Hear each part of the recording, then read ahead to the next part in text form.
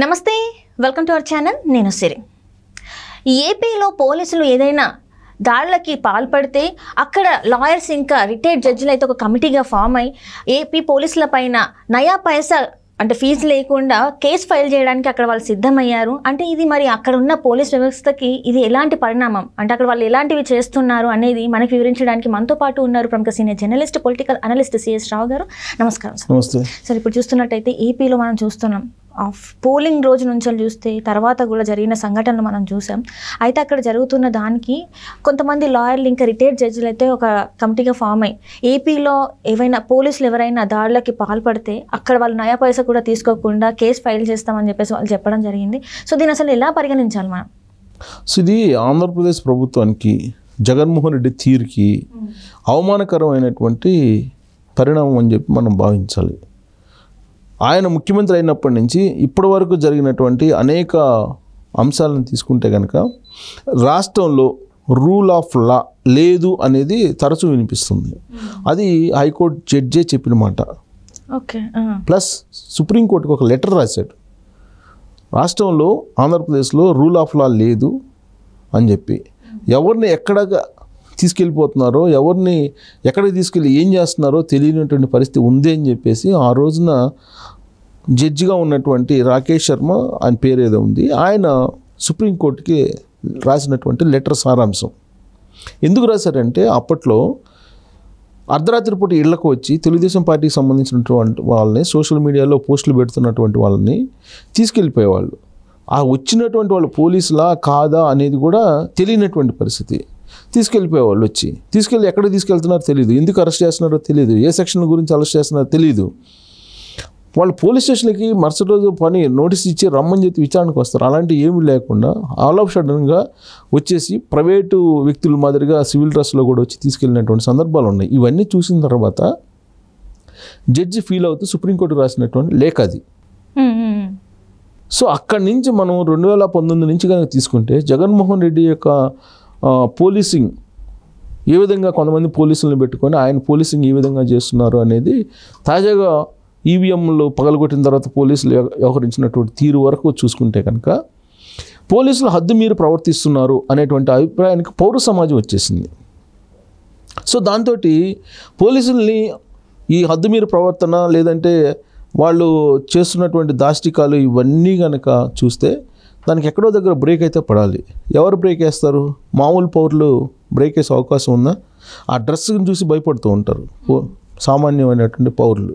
ఆ డ్రెస్ని చూసి గౌరవిస్తూ ఉంటారు. గౌరవం కానీ భయం కానీ భక్తి కానీ ఏదైతేనేమి పోలీసులు అంటే కొంచెం సమాజంలో వాళ్ళు ఏదో రక్షణ కల్పిస్తారు, మనకి వాళ్ళని మనం రక్షిస్తారు అనేటువంటి ఒక భరోసా ఉండేది. అలాంటి భరోసా కాస్త కంచె చేను మేసినటువంటి విధంగా పోలీసులే రక్షణ ఇవ్వకపోగా వాళ్ళని ఇంకా ఇబ్బందులు పెడుతున్నటువంటి పరిస్థితికి వచ్చేసింది అక్కడ వ్యవస్థ. సో అలాంటి హద్దు మీరు ప్రవర్తిస్తున్నటువంటి పోలీసులు ఎవరైతే ఉన్నారో వాళ్ళని అడ్డుకోవటం కానీ లేదంటే అదుపులో పెట్టడం కానీ చేయాలంటే ఒక్క జ్యుడిషియరీకే అవకాశం ఉంది, న్యాయ వ్యవస్థకి మాత్రమే అవకాశం ఉంది. సో అందుకే ఇప్పుడు న్యాయ వ్యవస్థలో పనిచేసినటువంటి వాళ్ళు, న్యాయ వ్యవస్థలో భాగస్వాములైనటువంటి వాళ్ళు, న్యాయ వ్యవస్థతోటి సంబంధం ఉన్నటువంటి వాళ్ళు ఒక గ్రూపుగా ఏర్పడి ప్రవర్తించినటువంటి పోలీసుల మీద ప్రైవేట్ కేసులు పెడతాం, కేసులు వేస్తాం, కేసులు మేమే న్యాయస్థానంలో పోరాడతాం, మీరు కంప్లైంట్ చేస్తే చాలు, కంప్లైంట్ చేసి మీరు నిలబడగలిగితే చాలు, పైసా ఖర్చు లేకుండా ఆ కేసులు మేము డీల్ చేసి న్యాయం చేస్తామని చెప్పి ఒక అథారిటీగా కొంతమంది ఏర్పడి ఇచ్చినటువంటి పిలుపు. అంటే ఆంధ్రప్రదేశ్లో ఎలాంటి పరిస్థితి ఉంది అని చెప్పి చెప్పడానికి ఇది ఒక నిదర్శనం కదా. అంటే ఇప్పుడు కొంతమందిని చూస్తున్నట్టయితే సార్, కొంతమంది మనం గతంలో చూస్తున్నట్టయితే వాళ్ళ మీద ప్రెషర్ ఉండడం వల్లనే ఇట్లాంటి పనులకు కూడా పాల్పడుతున్నారు. అంటే ప్రభుత్వం నుంచి ప్రెషర్ ఉంది, అందుకే ఇలాంటివి కూడా మేము చేస్తున్నాం అని చెప్పేసి కూడా కొన్ని వార్తలు వచ్చాయి. మరి నిజంగానే ప్రభుత్వం ప్రెషర్ చేస్తుందా, పోలీస్ వ్యవస్థ పైన ప్రెషర్ పెడుతుందంటారా? మరి వాళ్ళకి అనుకూలంగా మాట్లాడడానికి వాళ్ళకి సంబంధించిన పనులు క్లియర్ అయిపోవడానికి ఉంటుంది, ప్రెషర్ ఉంటుంది. ప్రెషర్లు ఉంటాయి, ప్రెషర్ లేకుండా ఉండకపోవడం అనేది ఉండదు. అది ఏ ప్రభుత్వంలో అయినా ఉంటుంది. జగన్మోహన్ రెడ్డి ఒక గీత దాటి వ్యవహరిస్తున్నారు అనేది వినిపిస్తుంది కాబట్టి ప్రెషర్ ఇంకా ఎక్కువ ఫీల్ అవుతుండొచ్చు.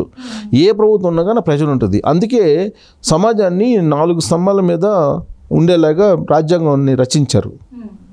ఆ 4 స్తంభాల్లో ఒకటి లెజిస్లేషన్ అంటే చట్టాలు చేసేటువంటి వాళ్ళు, 2 ఎగ్జిక్యూషన్ అంటే చట్టాలని ఇంప్లిమెంట్ చేసేవాళ్ళు, అమలు చేసేవాళ్ళు, 3 చట్టాన్ని న్యాయాన్ని కాపాడే జ్యుడిషియరీ కాపాడేది, 4 మీడియా ఇవన్నీ తప్పుదోవ పట్టినప్పుడు లేదంటే తప్పుదోవ పడుతుందని చెప్పి తెలియజేయడానికి ప్రజల గొంతుకుని ప్రజల వాణిని వినిపించడానికి ఏర్పడినటువంటి వ్యవస్థ మీడియా. ఈ 4 వ్యవస్థలు ఇప్పుడు 4 వ్యవస్థలు కొంచెం గాడి తెప్పినట్టు అనిపిస్తుంది. అన్ని లెజిస్లేషన్లోకి పోయి లెజిస్లేషనే ఆ మొత్తాన్ని నడిపిస్తూ ఉన్నటువంటి పరిస్థితి కనిపిస్తుంది. ఏ వ్యవస్థకు ఆ వ్యవస్థ ఉన్నప్పుడు సమాజం బాగానే ఉంది, 4 స్తంభాల మీద సమాజం నడిచింది. కానీ లెజిస్లేషన్ అనేటువంటి వ్యవస్థ మిగతా 3 వ్యవస్థలను క్యాప్చర్ చేసింది. దాంతో ఇప్పుడు వచ్చినటువంటి బాధ. అందుకే కనీసం ఇప్పుడు జ్యుడిషియరీ అయినా బయటకు వచ్చి ఎలాగూ ఎడ్యుకేషన్ సిస్టమ్ రాదు, ఎందుకంటే ఎడ్యుకేషన్ సిస్టమ్ కాస్త లెజిస్లేషన్ వ్యవస్థలోకి వెళ్ళిపోయి పనిచేస్తుంది. మీడియా వ్యవస్థని కంప్లీట్గా లెజిస్లేషన్ వ్యవస్థ క్యాప్చర్ చేసేసింది. ఇప్పుడు పార్టీ అధిపతులే మీడియాలు నడుపుతున్నారు కదా. సో కాబట్టి ఇంకా ఉండేది ఒకే ఒకటి ఇండివిజువల్ బాడీగా జ్యుడిషియరీ. ఈ జ్యుడిషియరీయే కాపాడాలి సమాజాన్ని. కాబట్టి ఆ జ్యుడిషియరీలో కూడా కొన్ని లోపాలు ఉన్నాయి, కానీ ఆ వ్యవస్థకు ఒక్కదానికే అధికారాలు కొంచెం విస్తృతంగా ఉన్నాయి కాపాడటానికి. కాబట్టి వాళ్ళు అందుకే ఒక డెసిషన్ తీసుకున్నారు. ఒక డెసిషన్ తీసుకొని ఇప్పుడు ఒక అథారిటీగా ఏర్పడి మీరు కేసు పెట్టండి చాలు, మీరు కంప్లైంట్ చేయండి, ఆ కంప్లైంట్ బేస్ చేసుకొని మేము మీ తరఫున వాదించి మేము న్యాయం చేస్తాం, మీకు 1 పైసా ఖర్చు లేకుండా అని చెప్పి పిలుపునిచ్చారు. ఒక భారతదేశంలో ఎక్కడా లేని విధంగా, ఏ రాష్ట్రంలో లేని విధంగా ఒక ఆంధ్రప్రదేశ్లోనే ఇలాంటి పిలుపు రావడం అనేది జగన్మోహన్ రెడ్డి సర్కార్కి, ఆంధ్రప్రదేశ్ ప్రభుత్వానికి ఒక రకంగా తలదించుకునేటువంటి పరిస్థితి.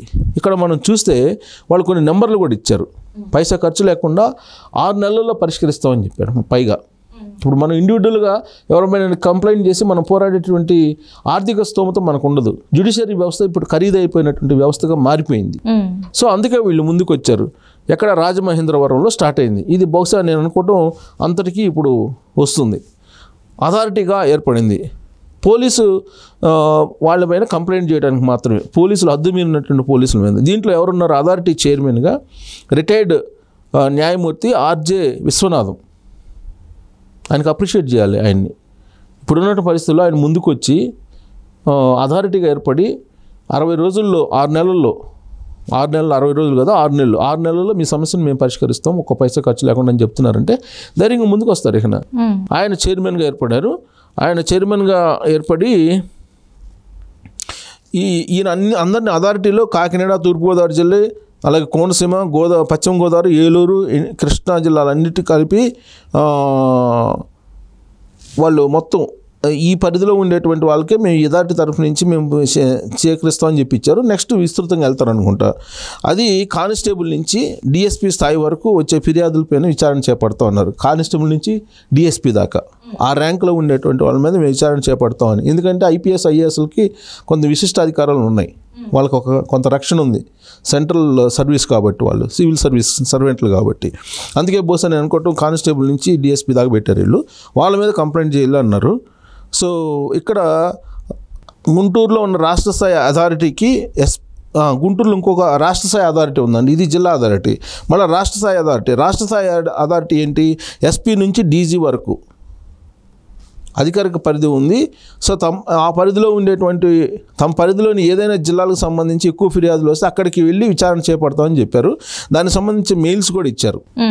ఇది క్లోజప్లో చూపిస్తే కనిపిస్తుందా? కనిపిస్తే కనుక క్లోజప్లో చూపించవచ్చు. వాళ్ళ మెయిల్ లేదా వాళ్ళ నెంబర్ కూడా ఇచ్చారు. వాళ్ళ నెంబరు 99484, వాళ్ళు ఇచ్చిన నెంబరు 99484643363. అది నెంబరు. ఆ నెంబర్కి వాళ్ళకి ఫోన్ చేసి కంప్లైంట్ చేయొచ్చు వాట్సాప్ ద్వారా. లేదా police complaint authority, YTC, Bommuru, Rajamahendravaram రూరల్కి రిజిస్టర్ పోస్ట్ అయినా చేయొచ్చు కంప్లైంట్. వాళ్ళు ఇచ్చింది ఈ కంప్లైంట్ ఇలా ఉంది, వాళ్ళు ఇచ్చిన మెయిల్ అలాగే ఫోన్ నెంబరు దీన్ని క్లోజప్లో చూడొచ్చు. వాళ్ళు విస్తృతంగా ప్రచారం చేస్తున్నారు. అంటే రాష్ట్ర స్థాయి అయితే ఎస్పీ దగ్గర నుంచి ఐజీ వరకు కూడా కంప్లైంట్ చేయొచ్చు అంట. ఎస్పీ దగ్గర నుంచి ఐజీ వరకు కూడా ఐజీ వరకు కంప్లైంట్ చేయండి అంటున్నారు. వాళ్ళ మీద కూడా చేయొచ్చు. జిల్లా స్థాయిలో అయితే కనుక కానిస్టేబుల్ దగ్గర నుంచి డిఎస్పీ వరకు కంప్లైంట్ చేయొచ్చు అని చెప్తున్నారు. సో దానికి సంబంధించి మెయిల్ ఐడి ఉంది, అలాగే ఫోన్ నెంబర్ కూడా ఇచ్చారు. వాళ్ళు అనౌన్స్ చేశారు ప్రెస్ మీట్ పెట్టి. సో వాళ్ళు అనౌన్స్ చేశారు ప్రెస్ మీట్ పెట్టి. సో ఇది ఈ నెంబరు, ఇది క్లోజప్లో చేస్తే క్లోజప్లో మీరు కంప్లైంట్ కూడా చేయొచ్చు ఈ నెంబర్కి కానీ ఈమెయిల్కి కానీ. సో ఇది వాళ్ళు ఒక మంచి పరిణామం, ఇది మంచి పరిణామంగా ఉంది. ఈ పరిణామం సక్సెస్ అయితే కనుక బహుశా రాష్ట్రంలో అన్ని ఏమేంటి సమస్యలు, కస్టడీలో మరణించడం, అత్యాచారం అంటే రేప్ కేసులు, తర్వాత కస్టడీలో తీవ్ర గాయాలు కావటం, భూ కబ్జాలు, సివిల్ తగాదాల్లో పోలీసులు కల్పించుకోవడం. రైట్. అండ్ మొన్న జరిగిన ఇప్పుడు మరి ఈ దాడుల గురించి ఏమంటారు సార్? అంటే అది కూడా చేయొచ్చు. ప్రాథమిక హక్కులకు భంగం కలిగించినటువంటి వాళ్ళు ఎవరైనా సరే పోలీసులు వాళ్ళ మీద కూడా కంప్లైంట్ చేయొచ్చు. సో సంఘటన జరిగిన రోజు నుంచి ఏడాది లోపల ఈ ఫిర్యాదు చేయొచ్చంట. Right right. సో ఇది ఎలాంటి రుసుము లేదు అని చెప్పారు. గరిష్టంగా అంటే హైయెస్ట్ 6 నెలల లోపల పరిష్కారం చూపిస్తామని చెప్పి వాళ్ళు అనౌన్స్ చేశారు. సో పోలీసులు ఎవరైనా దుర్వినియోగాలు పాల్పడ్డా పోలీసులపైన ఒక రకంగా నిఘా వ్యవస్థ అనుకోవాలి ఇది. సో అథారిటీ ఏర్పాటైన తర్వాత 14 ఫిర్యాదులపైన ఇప్పటి వరకు అథారిటీ ఏర్పడిన తర్వాత 14 ఫిర్యాదులు 14 వచ్చినాయి. 14 ఫిర్యాదులు జరిపి 10టికి పరిష్కారం చూపించారంట. సో 4 కేసులు ఉన్నాయి, ఇంకా అవి విచారణలో ఉన్నాయని చెప్పి చెబుతున్నారు. కాబట్టి ఇక్కడ కార్యక్రమంలో అథారిటీ సభ్యులు ఇందాక నేను విశ్వనాథన్ చెప్పాను చైర్మన్. సో ఇక్కడ special deputy collector retired Jitendra ఈయన ఒక సభ్యుడు, అలాగే retired additional SP B Lakshminarayana, అలాగే సీనియర్ అడ్వకేట్ సిహెచ్ మన్మధరావు, వీళ్ళు కమిటీలో ఉన్నారు. అంటే అన్ని పోలీస్ డిపార్ట్మెంట్ నుంచి కూడా ఉన్నారు, అలాగే జ్యుడిషియరీలో ఉన్నాళ్ళు. సో ఈ అథారిటీ కంప్లైంట్ చేస్తే పైసా ఖర్చు లేకుండా పోలీసుల మీద చర్య తీసుకుంటారు వాళ్ళు న్యాయపరంగా. సో ఈ పరిస్థితి వచ్చిందంటే జగన్మోహన్ రెడ్డి ఆలోచించాలి ఆంధ్రప్రదేశ్లో ఏం చేశాడు జగన్మోహన్ రెడ్డి అని. Right sir. Right. Thank you so much sir. Thank you.